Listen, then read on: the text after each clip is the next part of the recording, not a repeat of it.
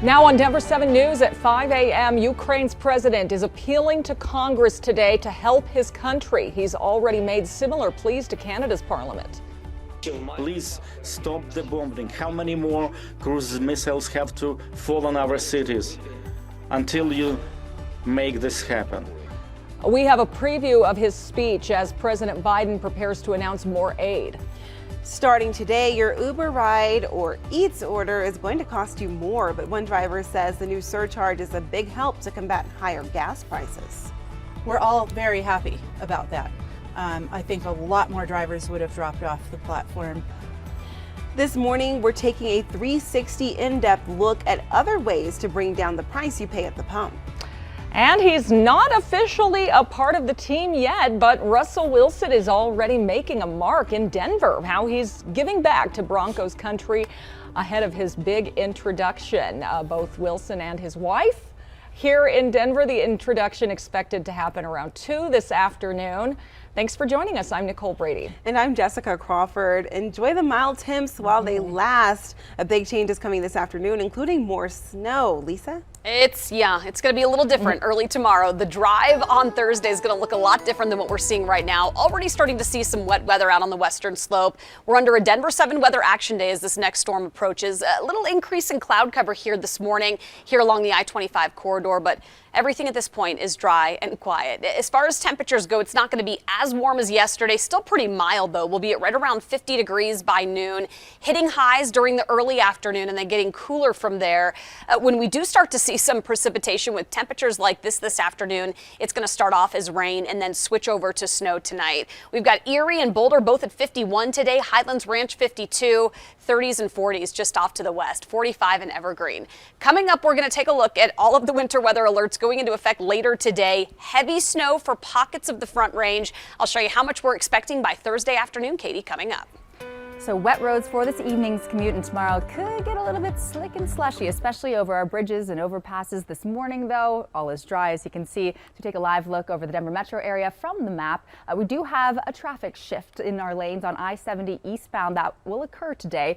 All lanes are open on eastbound I-70, but between Brighton Boulevard and Steel Street, motorists will find a little bit of a shift, so it could cause some delays in that area. We have a construction project still going on East 17th Avenue, right by Denver City Park, not causing any delays with very lightly traveled roadways at this hour. Only a 15-minute drive southbound I-25 Northwest Parkway down to Colfax. Similar driving conditions on I-25 through the south side of town. 225 running fine in both directions. Up into the high country, if you're going from Golden to Silverthorne, it's only about 50 to 60 minutes right now, but do expect that winter weather that Lisa's talking about later on today and easy out to the airport as well.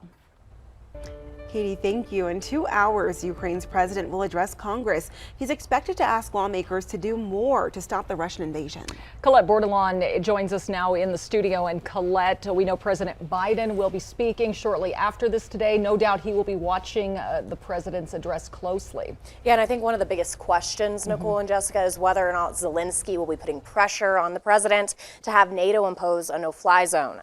The Biden administration has repeatedly rejected that, as well as help sending fighter jets that Poland wants to get to Ukraine. But Congress could always decide to act on their own if they feel the White House isn't doing enough. Now, the address today will likely be similar to the one Zelensky made to Canada's parliament yesterday, where he says almost 100 Ukrainian children have been killed in the last 20 days. Zelensky called on Canadians to imagine they were under attack, and he made it the same for Americans, asking us to think of one of our cities being bombed. Here's a key moment from that address where Zelensky spoke through a translator. Please close the sky, close the airspace. Please stop the bombing. How many more cruise missiles have to fall on our cities? Despite the standing ovation Zelensky got from Parliament, NATO still says it can't impose a no-fly zone, scared it would only escalate the war. That's a position echoed by the White House press secretary last night. And the Pentagon does say it's confused by Zelensky's request for more warplanes because the country is not often using the planes it already has in service, but is being very effective with the missiles provided by the U.S. and our allies. Live in the studio, Colette Bordelon, Denver 7. All right, thank you, Colette. ABC News will carry a special report when President Zelensky addresses Congress. That is set to happen at 7 a.m. our time.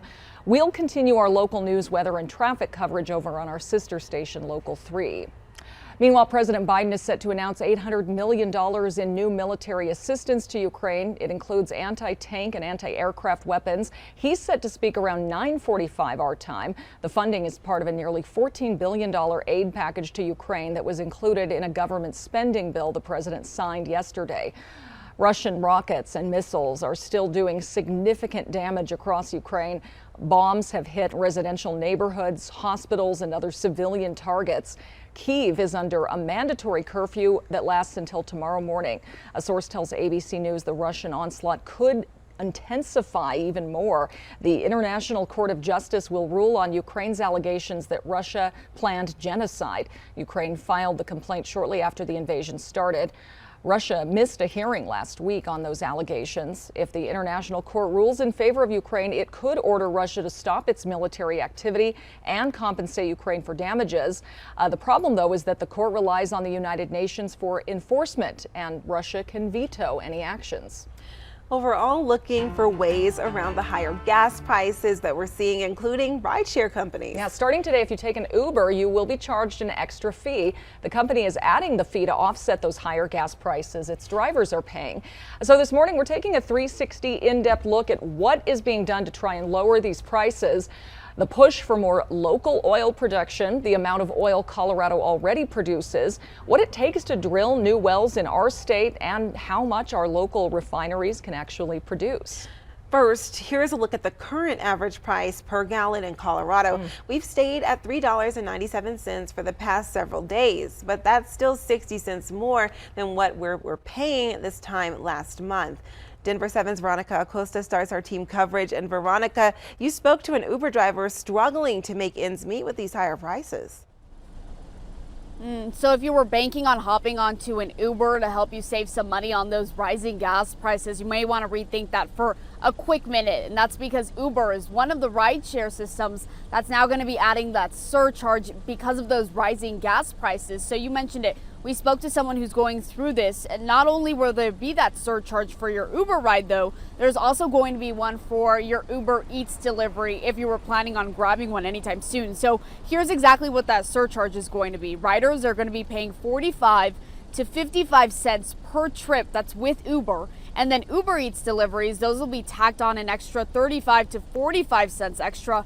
Those extra dimes, that handful of them, is going to go straight back into the driver's pockets. So that's the good news. Increasing gas prices, they have been a hot topic not only in those rideshare forums, but also an array of Facebook groups for weeks now. I spoke with that one Uber driver who does the job to supplement her other business. This is a stallion breeding business that she has. She says she's happy about the added fee, and ultimately it's going to help her break even with those rising prices at the pump. I'm happy with it. And I love driving for Uber because it allows me the flexibility with my business that I run to add in the hours where it's fitting. And so far it seems to be a good thing. That bonus was very important for me to know that I was going to be able to continue. And so Uber isn't the only company that's adding this surcharge. Lyft recently announced they'd be doing the same thing, though they haven't said how much they're going to be increasing the charge of their rides, so we're waiting on that. Both companies, though, have said this is temporary. They say that they're going to reevaluate sometime soon. We're in Denver this morning. I'm Veronica Acosta, Denver 7.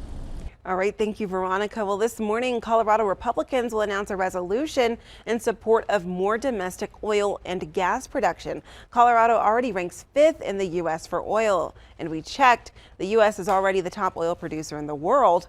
Our consumption just outpaces production. Here's a look at the top 3 countries. The U.S. produces 20%, followed by Saudi Arabia with 12, and Russia with 11.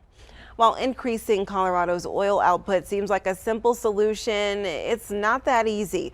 Colorado Public Radio reports the number of active rigs in the state has held steady at about 14 since February. That's down by nearly half since 2019. Money is a concern. It costs to open a well and even more to drill a new one. Experts say the pandemic hurt oil producers' bottom lines and they aren't ready to take risks. Energy companies are also dealing with supply chain problems and staffing shortages too. Colorado has 2 operating petroleum refineries in Commerce City. They can produce 103,000 barrels of crude oil per day, about a third of our state's demand back in 2020. A new era for Broncos country kicks off today. The team is set to introduce Russell Wilson as the new face of the franchise. That'll happen at 2 p.m. when the league's new season officially begins. And the Broncos are shaping up their defense ahead of the big announcement. Our Broncos insider Troy Rank says outside linebacker Randy Gregory will agree to a 5-year, $70 million deal. Gregory was supposed to go to the Cowboys, but he chose the Broncos because he didn't like the salary forfeiture language in the contract with Dallas. That was in there because Gregory has missed more games than he has played because of multiple suspensions, but the Broncos believe he has matured. The Broncos are also re-signing linebacker Josie Jewell to a 2-year deal. And Russell Wilson is already giving back to Denver. He spent the day yesterday at Children's Hospital with his wife, singer Sierra. Both of them you see decked out in Broncos gear, looking good in the blue and orange. Good to see them here already and doing good. Well, a new group is looking to empower Latino business in northern Colorado. What inspired business leaders to create a new chamber of commerce? And you could call this Alpaca B&B. We're talking to the owners about what makes this unusual getaway in Colorado so much fun to run and to rent a room.